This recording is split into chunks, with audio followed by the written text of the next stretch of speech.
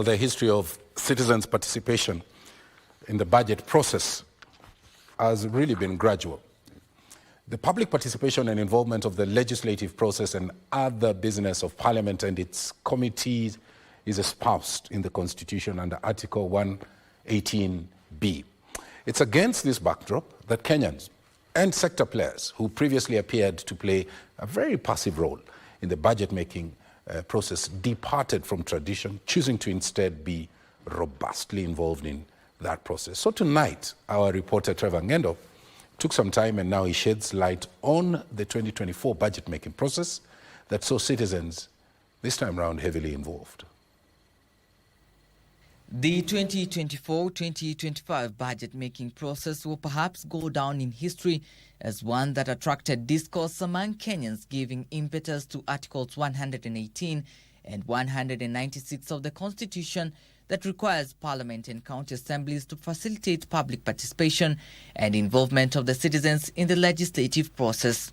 We do not want our senior citizens to miss out in the Inua Jamii program, because if then we transfer 2,000 shillings to them, but every interaction of using the 2,000 becomes very costly to them. Kisha ya kwamba iko tax free, so that this child akipata mkati, a bite, can go to school. It's already difficult. We are not getting jobs, so we have opted for online. Now, introducing this will make life very difficult for us. In an unprecedented move, Kenyans used various digital platforms to conduct civic education campaigns on the specifics of the finance bill.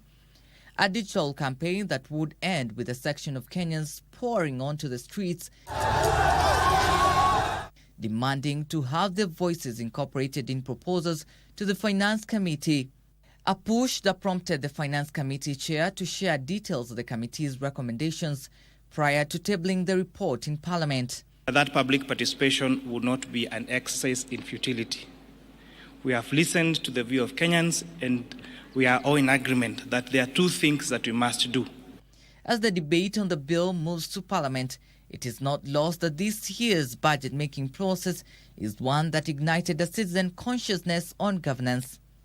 The Finance Committee received over 700 written submissions, and various stakeholders, including unions, institutions and associations, making time to submit their views on the bill that will guide government's expenditure and revenue-generating plans. Trevor Ng'endo for Prime Edition.